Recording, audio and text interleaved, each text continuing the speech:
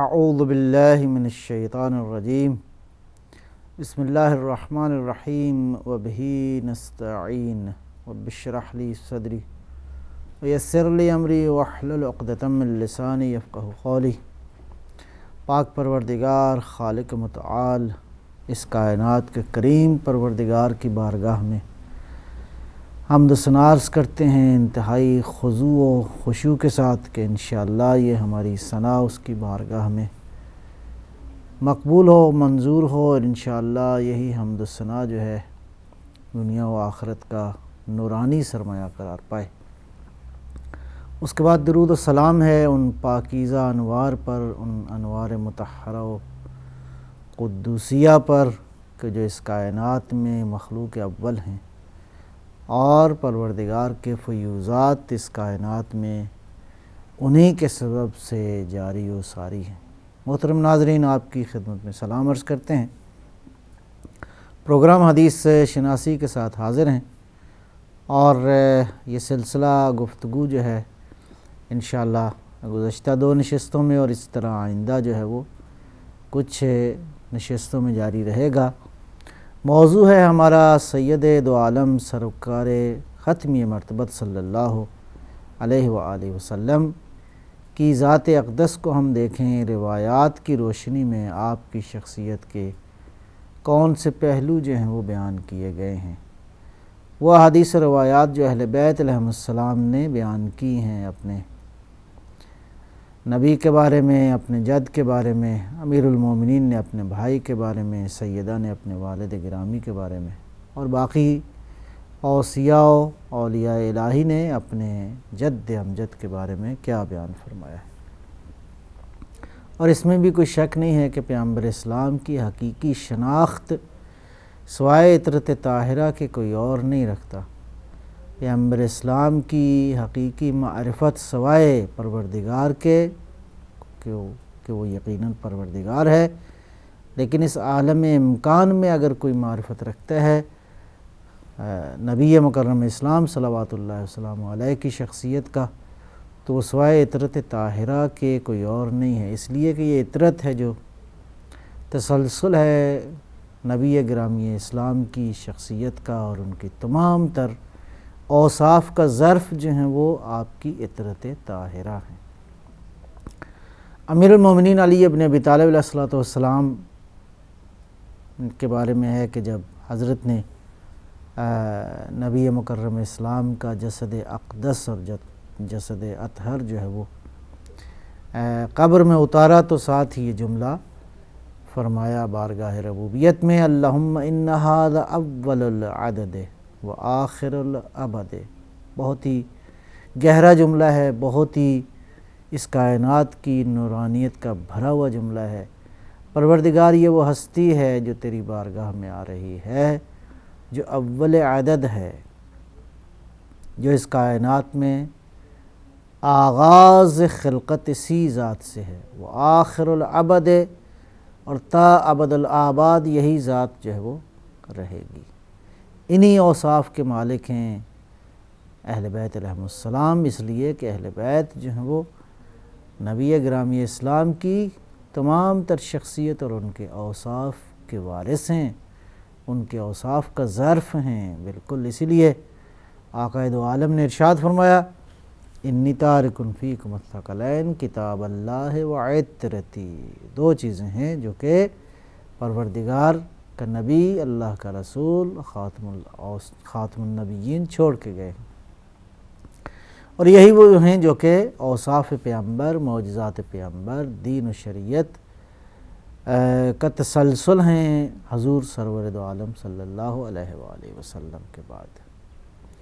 پاک پیغمبر اس کائنات کے اندر کس مقام کے حامل ہیں، اور یہ مقامات و منازل یا درجات انسان کو جو میسر آتے ہیں یہ پروردگار کے ہاں عبودیت سے، اس کی بندگی اور اس کی عبادت سے میسر آتے ہیں۔ ایک مرتبہ عبادت ہے، ایک مرتبہ عبودیت ہے۔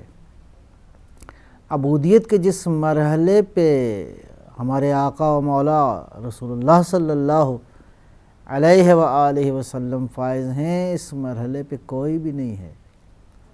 اگر قرآن کریم کی بارگاہ میں جائیں اور پوچھیں تو یہ بات بہت واضح انداز میں نظر آتی ہے کہ اللہ نے اپنے انبیاء کو جس انداز سے پکارا ہے اور جس انداز سے خطاب کیا ہے بہت مختلف ہے وہ خطاب جو کہ نبی گرامی اسلام کے لیے ہے۔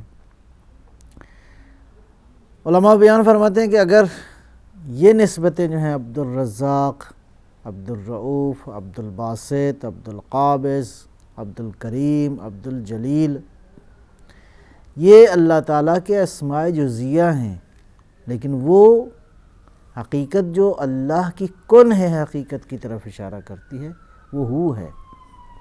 بسم اللہ الرحمن الرحیم، قل هو اللہ احد، وہ ذات اقدس جو کہ ہو ہے، جو غیب مطلق ہے، نہ کبھی ظاہر ہوا ہے نہ ہوگا۔ آقا و مولا رسول اللہ کے ساتھ جو خطابات ہیں وہ اسی انداز سے ہیں کہ پروردگار نے ارشاد فرمایا، کیا فرمایا؟ تبارک الذی نزل الفرقان علی عبدہ، عبدہ کی ضمیر، ہی کی ضمیر جو ہے وہی ہوئے اسی کن ہے، ذات اقدس الہ کی طرف ہے، اور یہ عبد کا مضاف ہونا ہو کی طرف علماء بیان فرماتے ہیں کہ یہ عبدیت محض کی طرف دلالت کرتا ہے، اور اس عبدیت محض کا تعلق بھی براہ راست اس کی نسبت جو ہے وہ اس پروردگار کی اس کنہ ذات کی طرف جو ہے وہ تعلق ہے۔ تو اس کا مطلب یہ ہے کہ پیغمبر جو ہیں وہ عبدیت مطلق کے مقام پر فائز ہیں۔ جب پیغمبر کی ہستی عبدیت مطلق کے مقام پر فائز ہے تو اس کا مطلب یہ ہے کہ اس عالم امکان میں چونکہ حضور کی ذات عبد محض ہے۔ بسم اللہ الرحمن الرحیم، سبحان الذی اسری بعبدہ، اپنے عبد کو لے گیا، عبد ہی کی پھر وہی نقطہ ہے کہ یہ جو معراج حاصل ہوئی، اور یہ معراج کسی اور کو میسر نہیں آئی، کسی نبی کو، یہ آقا و مولا رسول اللہ ہیں جن کو یہ معراج میسر آئی، اس لیے کہ جس مقام عبدیت پہ ہمارے مولا رسول اللہ فائز ہیں اس مقام پر کوئی اور فائز نہیں ہے۔ اس اعتبار سے اس معراج میں اور انبیاء کی معراج میں فرق ہے۔ انبیاء طالب دیدار تھے، ہمارے مولا رسول اللہ طالب نہیں تھے، مطلوب تھے۔ اس معراج میں اور باقی انبیاء کی معراج میں یہی فرق ہے۔ ابراہیم علیہ السلام نے دعائیں کی، جناب موسیٰ نے دعا کی اللہم ارنی، اور اسی طرح باقی انبیاء نے دیدار کی دعا کی۔ یہاں پہ یہ ہوا کہ پروردگار طالب ہوا اور اپنے بندے کو لے گیا۔ الحمدللہ الذی انزل علی عبدہ الکتاب، حمد و ثنا ہے اس پروردگار کی جو کہ جس نے اپنے بندے پر کتاب جو ہے وہ نازل کی ہے۔ یا مثال کے طور پر علماء بیان فرماتے ہیں کہ یہ جو تعبیر ہے شب معراج کے حوالے سے سورہ والنجم میں بسم اللہ الرحمن الرحیم، فَأَوْحَى إِلَىٰ عَبْدِهِ مَا أَوْحَى، اللہ نے اپنے بندے کی طرف جو وحی کرنا تھی وہ کر دی ہے۔ بعض اوقات ایسا مرحلہ ہوتا ہے کہ الفاظ حقائق کو بیان نہیں کر سکتے، اور وہ حقیقتیں جو شب معراج تھیں ان کو تو یقیناً الفاظ کے دائرے میں وسعت نہیں ہے، بس اشارہ کر دیا کہ اللہ نے جو ہے وہ مائے مبہمہ ہے، اللہ نے جو کہنا تھا، جو وہی کرنی تھی وہ کر دی ہے۔ گویا بے الفاظ دیگر پروردگار نے اس پیغمبر کو جو ہے وہ اپنے علوم کا خزانہ عطا فرما دیا ہے۔ قلب اقدس نبی مکرم اسلام علوم الہی کا ظرف ہے، اس لیے امام صادق علیہ السلام سے جو مروی ہے انشاءاللہ اسی کی طرف بھی جائیں گے۔ زیارت جو میں نے پچھلے گزشتہ پروگرام میں بھی عرض کیا، السلام علیکہ یا رسول اللہ، السلام علیکہ یا معدن الوحی والتنزیل، وہ ہستی جو کہ وحی و تنزیل کا ظرف ہے، خزانہ ہے، علوم الہی کا ظرف ہے۔ یا یہ جو پاک پیغمبر سے کہا گیا، بسم اللہ الرحمن الرحیم، سورہ انعام کی آیت نمبر 162-63 میں کیا ارشاد فرمایا؟ قل ان صلاتی و نسکی و محیای و مماتی للہ رب العالمین لا شریک لہ و بذالک امرت وانا اول المسلمین۔ میرا حبیب کہہ دیجئے، اب یہ جو پروردگار کی طرف سے ارشاد ہو رہا ہے، گویا پروردگار کی نظر میں نبی علیہ الصلوۃ والسلام اس مرحلے اور مقام پہ فائز ہیں۔ بس اعلان کر دو میرا حبیب کہ میں کیا ہوں، کیا؟ ان صلاتی و نسکی و محیای و مماتی للہ رب العالمین۔ جس انسان کی نماز، اس کی عبادات، اس کی تمام تر زندگی اور موت اللہ کے لیے ہے، اس کا مظہر کامل اس کائنات کے اندر رسول اللہ ہیں، اور اللہ نے اپنے نبی کو ارشاد فرمایا قل ان صلاتی و نسکی و محیای و مماتی للہ۔ کیا خوبصورت مطلب ہے، کیا خوبصورت بات ہے کہ آقا دو عالم کی تمام تر زندگی مرضات الہی کے اندر ڈھلی ہوئی ہے، مشیت پروردگار کے رنگ میں رنگی ہوئی ہے۔ یہ زندگی ایک ایک لحظہ، ممات، حیات، صلاۃ، نسک، تمام تر اعمال اللہ نے ارشاد فرمایا للہ رب العالمین، ہر عمل للہ ہے۔ جب ہر عمل للہ ہے، اس کا مطلب یہ ہے کہ پاک پیغمبر کی ذات اقدس مظہر مشیت پروردگار ہے، مظہر مرضات الہی ہے اس کائنات کے اندر۔ لا شریک لہ، یہ بھی اعلان کر دو میرا حبیب، بذالک امرت، اسی لیے اللہ نے فرمایا ہے، مجھے جو حکم دیا ہے وہ انا اول المسلمین، اول مسلم میں ہوں، سب سے پہلا مسلمان میں ہوں۔ یہ تعبیر جو اول المسلمین ہے یا اول العابدین، یہ تعبیر حضرت نوح علیہ السلام کے بارے میں قرآن نے بیان نہیں کی ہے، یہ تعبیر آقا و مولا رسول اللہ صلی اللہ علیہ وسلم کے بارے میں ہے۔ اس کا مطلب یہ ہے کہ یہ اول المسلمین، یہ اول زمانی و مکانی نہیں ہے، یہ اول زمانی و مکانی نہیں ہے، بلکہ سر تسلیم خم جو ذات ہوئی مخلوق اول، وہ مخلوق اول کے اعتبار سے پاک پیغمبر جو ہیں اول المسلمین ہیں۔ بہرحال تو سرور دو عالم صلی اللہ علیہ وسلم، میں نے عرض کیا کہ خاتم النبیین ہونے کا ایک معنی جو ہے، جو حقیقت میں حقیقی معنی ہے، خاتم النبیین کا مطلب یہ ہے کہ پیغمبر کس مقام پر فائز ہیں؟ خاتم کمالات انبیاء، حضور کی ذات خاتم کمالات انبیاء ہے، یکجا تمام تر انبیاء کے فضائل و اوصاف جو ہیں اس ہستی میں موجود ہیں۔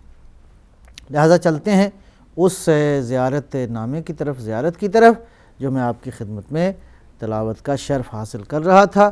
اس کے مزید جو ہیں وہ جملوں کی طرف جاتے ہیں کہ پاک پیغمبر کے بارے میں جو علامہ مجلسی نے زاد المعاد میں جناب شیخ عباس قمی کہتے ہیں کہ انہوں نے نقل کی ہے، اور جناب شیخ مفید اور شیخ شہید اور سید ابن طاووس رحمہ اللہ نے بھی اس کا ذکر کیا ہے، اس زیارت کا، اور یہ زیارت بہت ہی گہرے مطالب ہیں، اس کے اندر حضور کی شخصیت کے اوصاف جو بیان کیے گئے ہیں وہ قابل دقت اور قابل غور ہے۔ السلام علیک یا محمد، السلام علیک یا احمد۔ آقا دو عالم کے یہی دو نام ہیں جو کہ قرآن کریم میں بیان کیے گئے ہیں، اور یہ دو نام خصوصیت اس کی یہ ہے، اور یہ قابل غور ہے یہ خصوصیت، اگرچہ اس کا اظہار پہلے بھی ہو چکا ہے، لیکن مزید نورانیت کے لیے اور یادداشت کے لیے، تذکر کے لیے لفظ محمد، اسم گرامی محمد کا انتخاب آپ کے جد امجد، آپ کے دادائے بزرگوار حضرت عبد المطلب صلوات اللہ وسلامہ علیہ نے انتخاب کیا، اور پروردگار کو یہ نام بالکل عیناً لگتا ہے کہ یہ وحی الہی اور الہام کے ذریعے یہ نام جو ہے خداوند قدوس نے جناب عبد المطلب کو عطا فرمایا، اور یہی وہ نام ہے جو اس کائنات کے اندر اس کی نورانیت بالکل واضح ہے کہ یہی وہ ہستی ہے جو کہ محور صفات الہی ہے۔ السلام علیک یا احمد، اور یہ اسم گرامی حضرت کا کہ یہ احمد جو ہے وہ آپ کی والدہ گرامی جناب آمنہ بنت وہب سلام اللہ علیہا، درود و سلام ہو اس کائنات کے فخر دو عالم کے کی والدہ گرامی اس پاکیزہ گود میں آپ کی اس پاکیزہ گود میں کائنات کا نبی جو ہے وہ تشریف لائے۔ تو آپ کی والدہ گرامی نے جو آپ کا نام انتخاب فرمایا وہ احمد تھا۔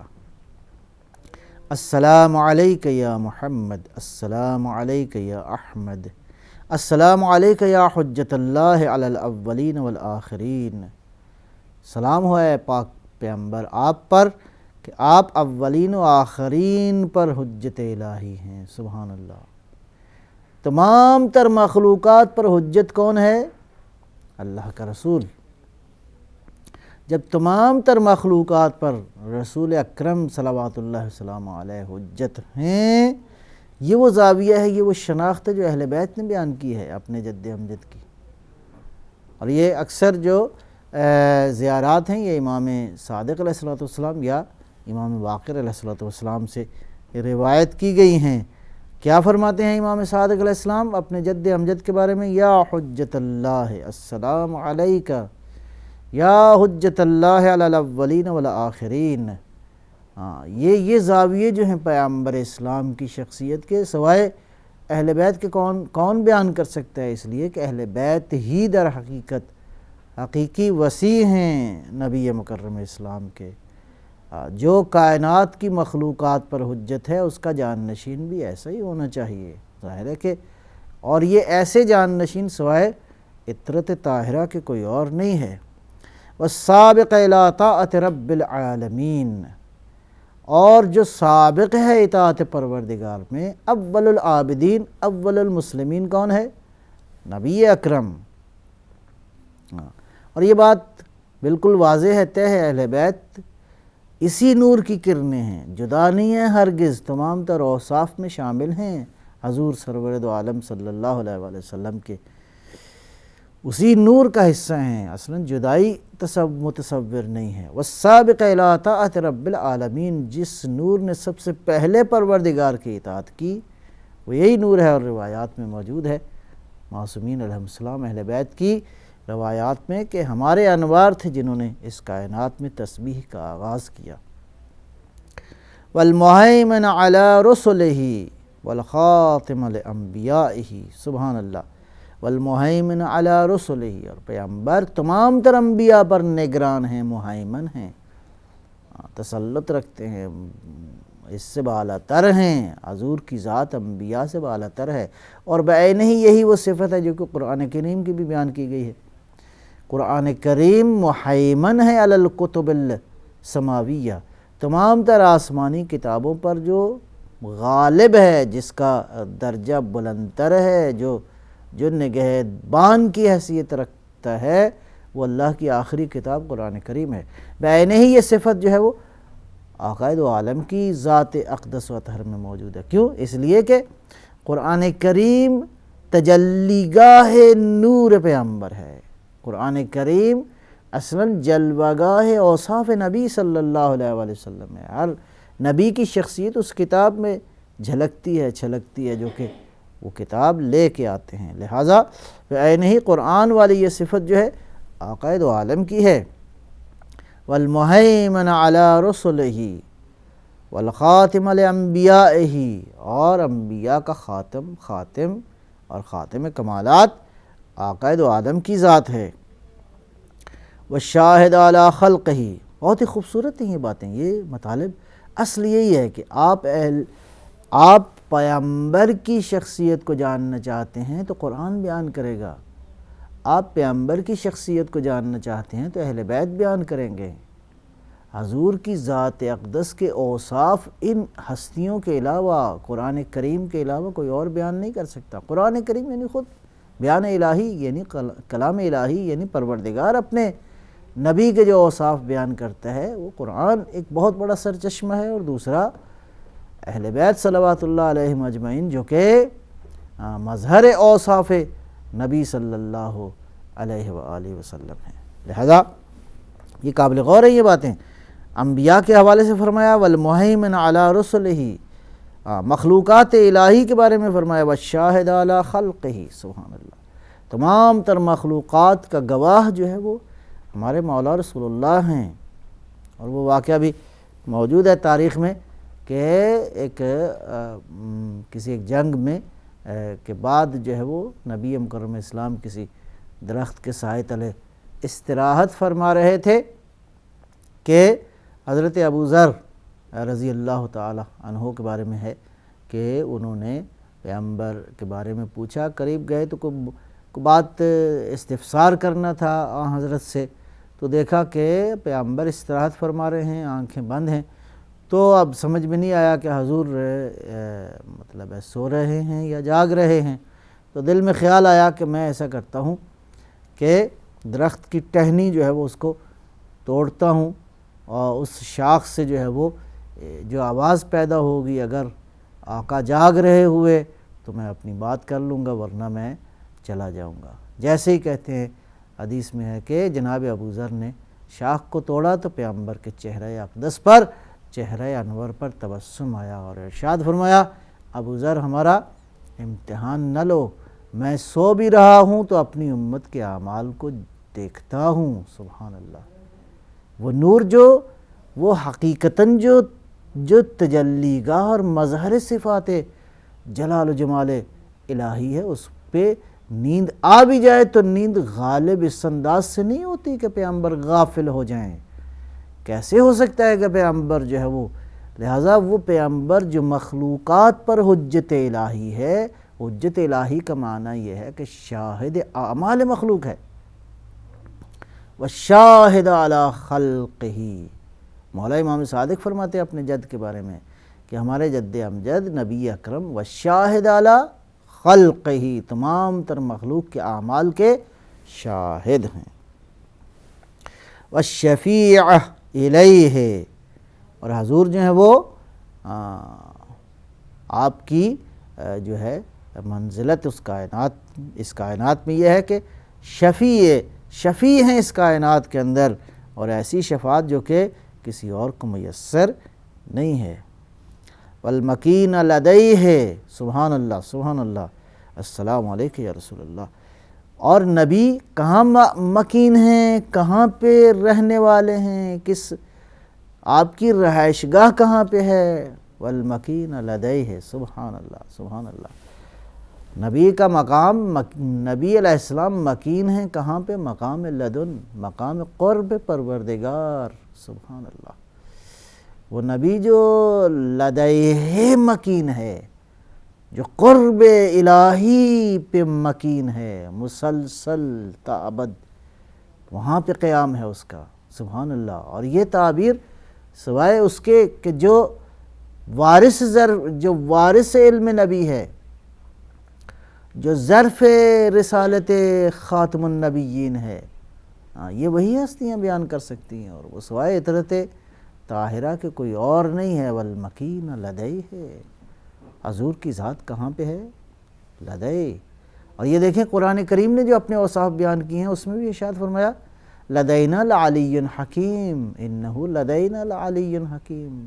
قرآن کریم مقام لدن میں ہے، مقام قرب موجود ہے، لہذا ہادی و ہدایت دونوں ایک مقام سے ہیں۔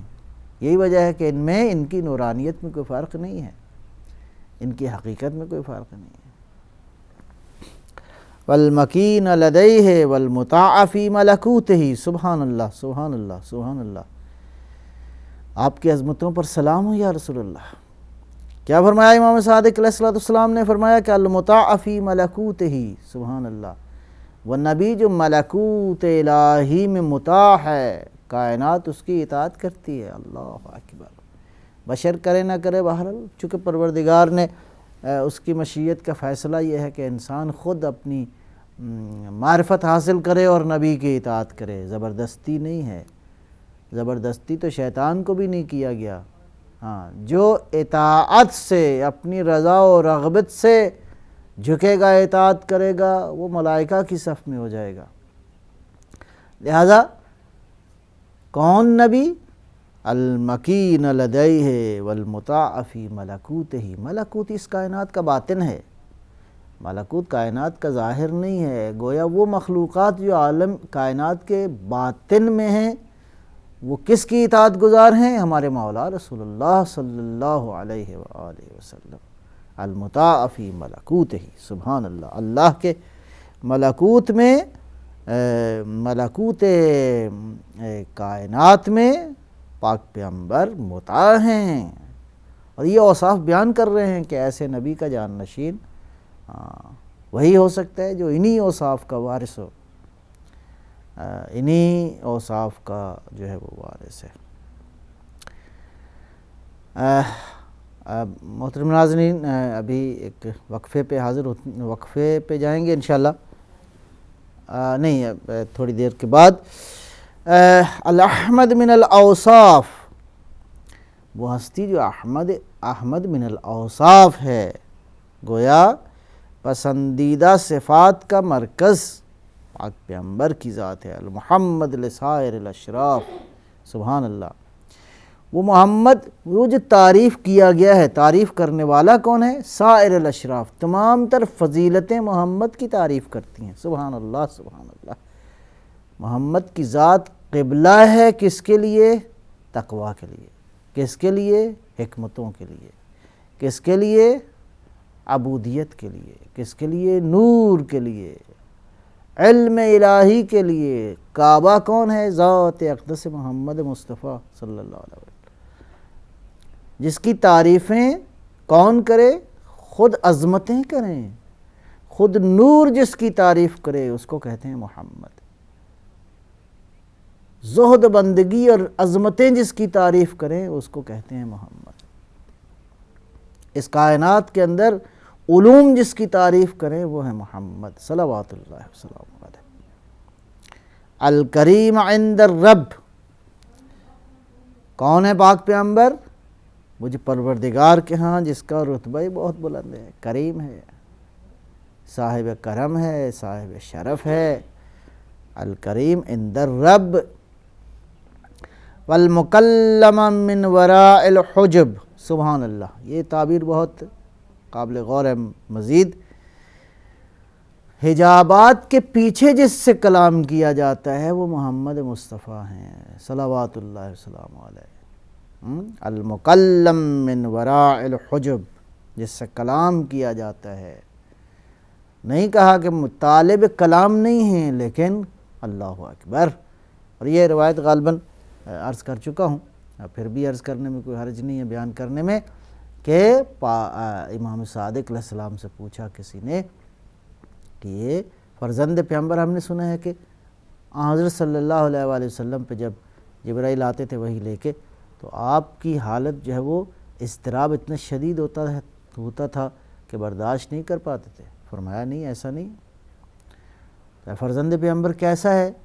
فرمایا کان جبرائیل ذات النبی صلی اللہ علیہ وآلہ وسلم کا قعدۃ العبد، قعد بین یدیہ کا قعدۃ العبد۔ جبرائیل علیہ السلام جب بھی آتے تھے بارگاہ نبوت میں، اس طرح بیٹھتے تھے جس طرح کوئی غلام اپنے آقا کی بارگاہ میں بیٹھتا ہے۔ یہ رتبہ سوا ہے۔ یہ عقیدہ اہل بیت کے ہاں نہیں ہے کہ جبرائیل کو دیکھ کے پیغمبر ڈر گئے، نہیں، ایسا نہیں ہے۔ جبرائیل کا مقام، جبرائیل کا مقام اس کائنات میں بہت بلند ہے، لیکن حضور کی ذات جبرائیل کے لیے استاد اور بالاتر ہے، عظمتوں کی مالک ہے۔ تو عرض کیا ہے فرزند پیغمبر یہ پھر کیسے ہوتا تھا، کب ہوتا تھا؟ فرمایا کہ جب ذاک اذا لم یکن بینہ وبین اللہ لم یکن احد، کہ جب اللہ اور اللہ کے نبی کے درمیان کوئی اور نہیں ہوتا تھا، پروردگار تجلی اللہ لہ، پروردگار براہ راست اپنا نور متجلی کرتا تھا پیغمبر کے لیے۔ جب پیغمبر سے براہ راست پروردگار خطاب فرماتا تھا تو حضور کی یہ حالت جو ہے وہ اس وقت ہوتی تھی، نہ یہ کہ جب جبرائیل تشریف لاتے تھے، نہیں، جبرائیل تو ایک غلام بن کر آتا تھا ہمارے آقا کی خدمت میں۔ لہذا والمکلم من وراء الحجب، وہ ہستی جس کو حجابات سے جو ہے وہ پروردگار خطاب فرماتا تھا۔ حاضر ہوتے ہیں ایک چھوٹے سے وقفے کے بعد، ہمارے ساتھ رہیے گا۔